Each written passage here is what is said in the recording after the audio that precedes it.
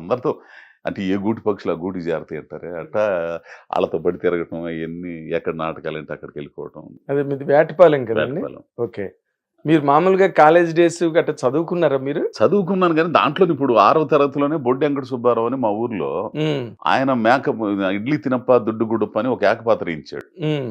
ఆ ఏకపాత్ర నేర్పి కాలేజీలోకి తీసుకొచ్చి పలగా వెంకటేశ్వరరావు, లొల్లా శ్రీరామూర్తి మాస్టర్ గారు హ్మ్. వీళ్ళందరి చేత నేర్పానండి ఒకసారి అంటే 6వ తరగతిలో నా చేత ఏకపాత్ర ఇచ్చారు. ఇక నా అక్కడి నుంచి పట్టింది.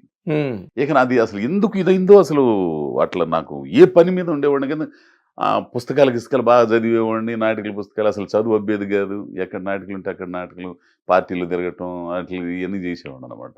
హ్మ్. అప్పటి నుంచి నాటికలన్నా ఇయన్నా బాగా ఇంట్రెస్ట్. ఓకే. ముమ్మరంగా వేశారండి? నేను నాటికలు ఇలా చూసేవాడిని. చూసేవారు. ఓకే. నేను చేద్దామంటే నాతో మనల్ని మనకంత హెపా నువ్వేంట్రా అన్నట్టుగా ఉండేది.